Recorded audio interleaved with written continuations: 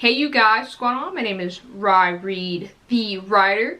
I have a story for you because I like you. I really do. Not gonna get any more singing from me. Okay, so here's the story. It was discovered near Milan, exploited Chinese workers working in a factory in Milan. And this factory was producing Giorgio Armani bags. Do you want me to say that again? So there were Chinese exploited workers working in a factory near Milan making Giorgio Armani bags. And yeah, it's pretty bad. Because you know what's so interesting about Giorgio Armani? I'm not too familiar with the brand besides their cologne. And one thing I will say about Armani is their colognes and perfumes are chef's kiss. And I can smell, if you're wearing Armani, I know. Like, I know you're wearing Armani. Like, I know the smell. Especially the, let me see if I can pull it up here. The Acqua di Gio. My brother wears that all the time. It's my favorite men's cologne. So good. But so interesting about this story that I'm covering today is Armani prides itself on being an Italian brand, right? Just work with me, right? But yet they have Chinese workers making their Italian bags and clothes and whatever. So technically, yeah, it was made in Italy, but it was also made by China. I'm sticking with that story. I don't care. I'm sticking with that story. Yeah, it's so bad. Okay, so I'm gonna read the article to you guys just because this was so random to me. And I love covering like business, entertainment, and like debunking stuff. The article is by AP. It goes, Giorgio Armani bags were produced by exploited Chinese workers near Milan, Italian police say. So here we go. Exploited Chinese workers employed by Italy by an unauthorized subcontractor made handbags and accessories for Giorgio Armani fashion house in a series of supply chains. So this wasn't just like a one-off incident. There were multiple chains, multiple designations where Chinese, not from Italy, foreign Chinese who were working near Milan in Italy making bags and products and clothes for Armani. That's crazy. So multiple factories, like multiple little warehouses. And it goes, this is crazy, you guys. Fashion house in a series of supply chains abuses that the house production company failed to properly monitor Italian police at Friday.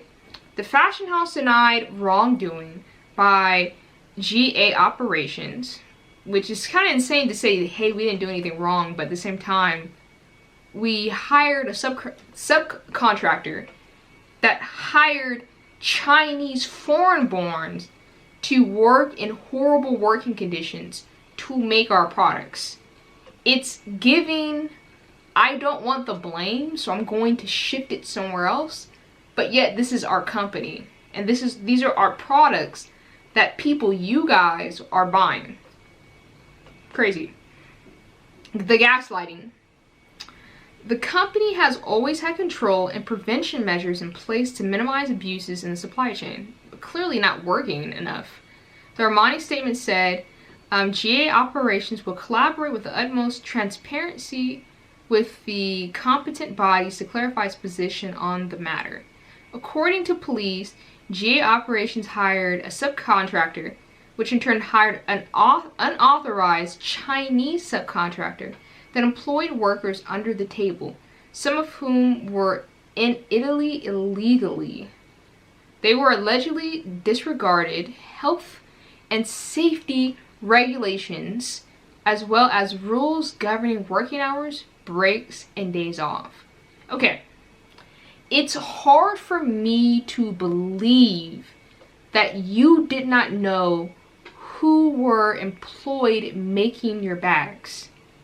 And just for the gist of it, you guys, I know here in America, the Latinos, the population Mexicans get so much flack for coming here, for working in factories, for slaving in slaughterhouses, for working in the fields, for doing fruits and vegetables, for working in the garment district we have out here in LA. They get so much flack for that, right? But it's so crazy. It's happening worldwide.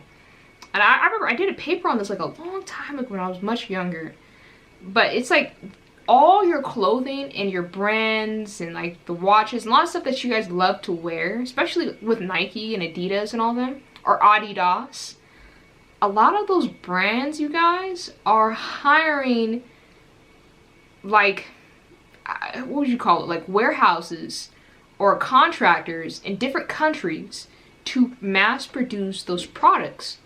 So for you to not get them cheaply, but for the company, let's say a Nike company, to get them cheaply so they can resell the thing that they made in that country to you guys for a very expensive price. So for example, let's say like we have a shoe company, right? And the shoe company decides to stop making the shoes in America, and they instead go to India to go make the same shoes. So, but what they're getting, that company, what they're getting is they're getting the privilege of hiring cheap labor in a different country because it's going to be cheap. The products will be made cheaply as well. Like, well, but it's going to be cheap, like inexpensive to make.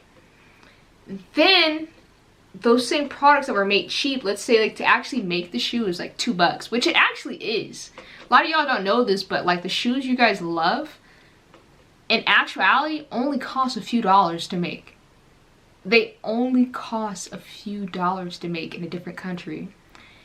And that company will resell those shoes from India to you guys in America or to UK or like other European countries for an exorbitant amount of money. And that's how these like corporations make billions of dollars, is because of cheap labor. And you know, one thing I will say, it's not just Giorgio Armani. Like, they got caught. They did get caught.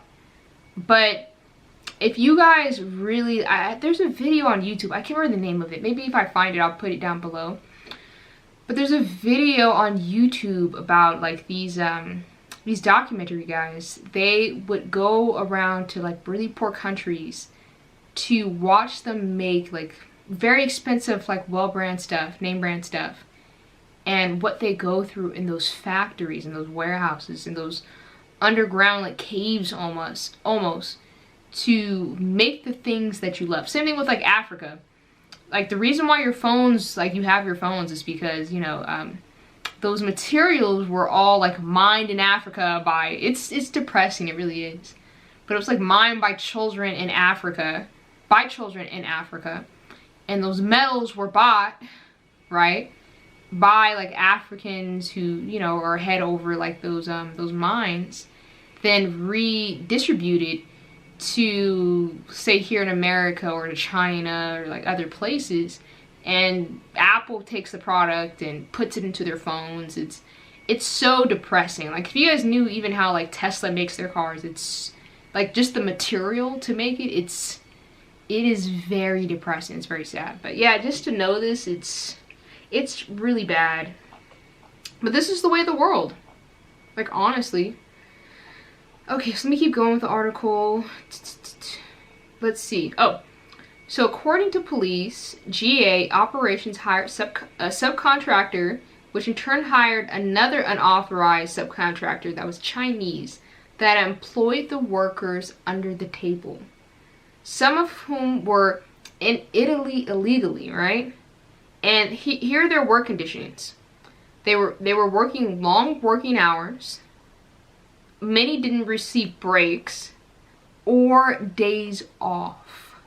So they were working these Chinese illegals to the bone in some part in Milan in these factories.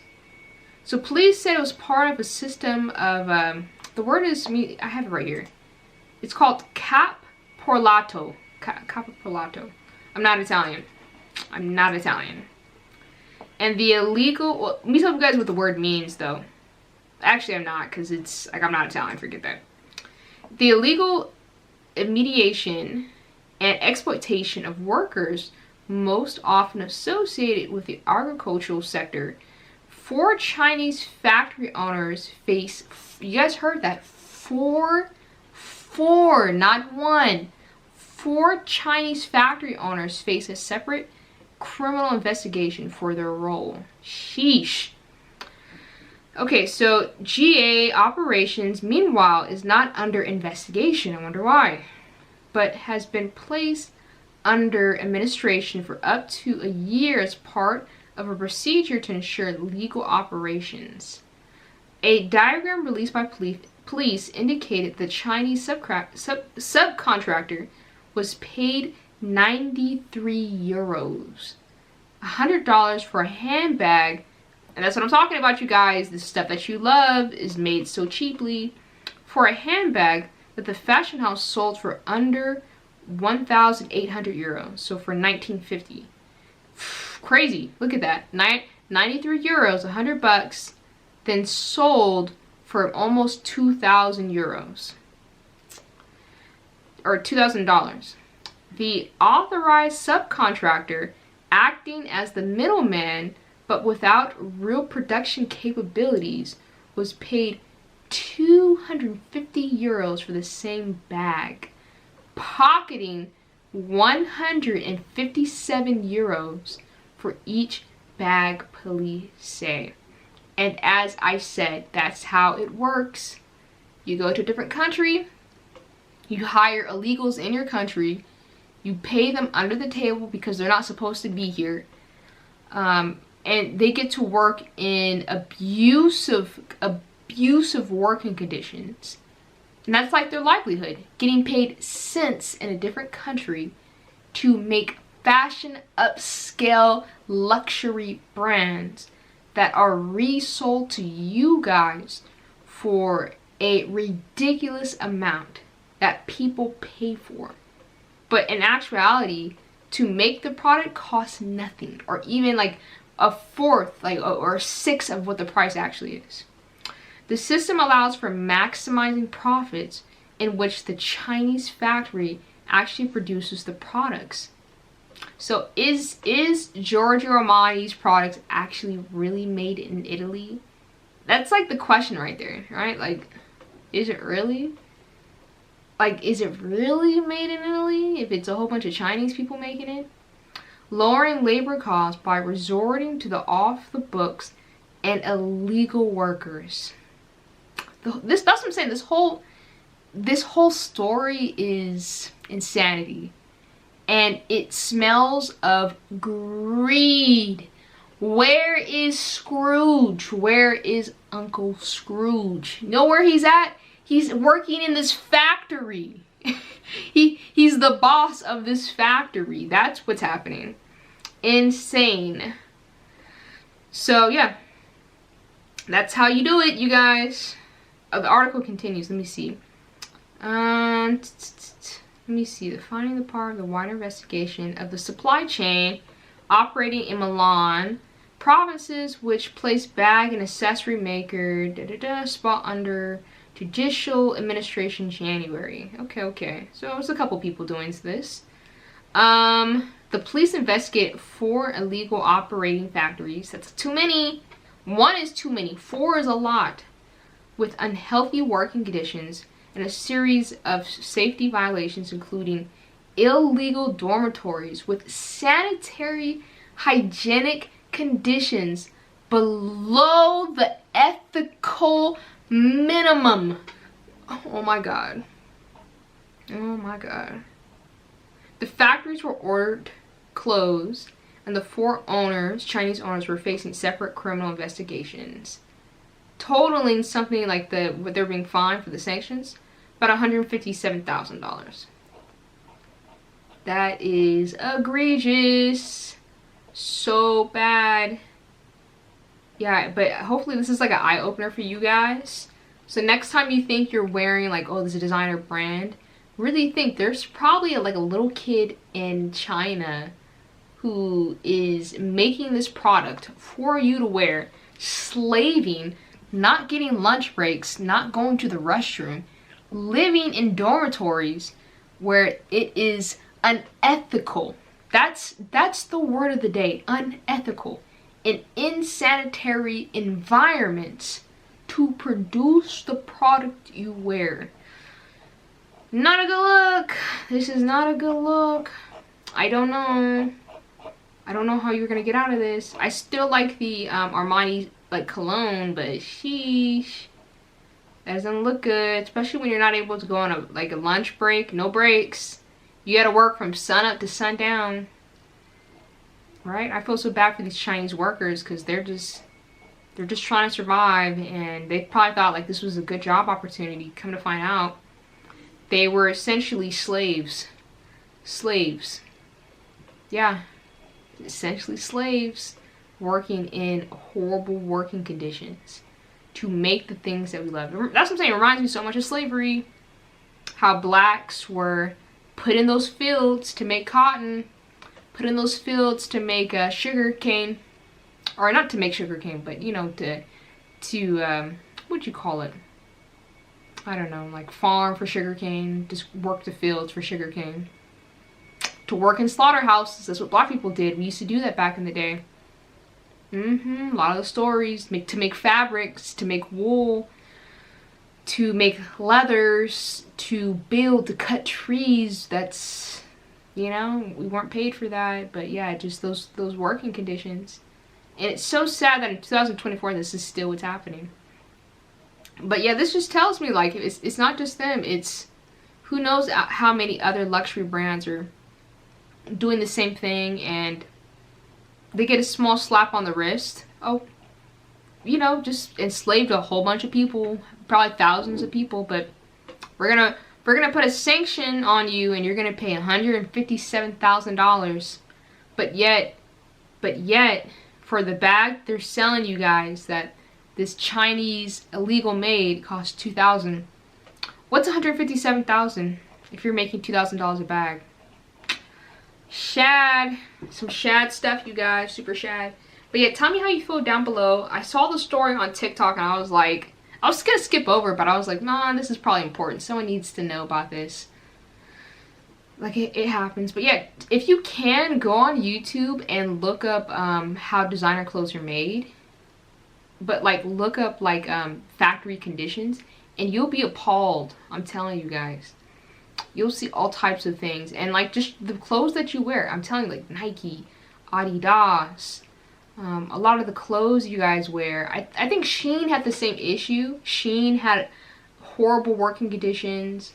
I believe Fenty too was sued as well, or it was announced that they had horrible working conditions as well for those who are making like the Fenty clothing.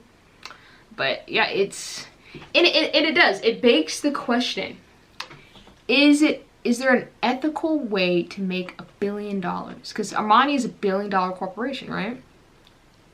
Is there an ethical way to be a billionaire that does not constrain you to subjugating, to exploiting those beneath you to amass large quantities of wealth? And is that the only way to do that? Like, is that the only way to become a billionaire? That you, in some form or fashion, you have to exploit someone. Someone's gonna get bamboozled. Somebody has to get paid poorly. Somebody has to not make a livable wage. Someone has to work obscene hours. It really is. That's what I'm saying. It really begs so many questions, but yeah, I'm happy I'm reporting on the story though. But yeah, tell me your thoughts down below. How do you feel about this? I feel really bad about it. I don't know. I have a conscience, you guys. I'm not evil. I haven't crossed that margin in my life where like I would feel comfortable enough to exploit people. Even if I was hiring people, I'm not there yet where I would want to take in a larger portion of the wealth. And when it comes to distribution to like the workers, to not give anyone a livable or fair wage. Yeah, it wouldn't sit well with me. Especially on my deathbed, I'd be like, yeah, I paid so many people so less, but I'm rich. I'm so rich. I'm so rich, but I was a horrible person. It's gonna catch up to me. I don't know. Yeah, tell me your thoughts down below. How do you feel about this? Are you going to continue supporting the brand or continue to buy Armani? How do you feel about the cologne? Because the cologne does smell good. No cap. The cologne smells so good. But yeah, tell me your thoughts down below. Okay, and I will see you for the next video. Make sure you like, share, subscribe. All that below. Alright, I'm out.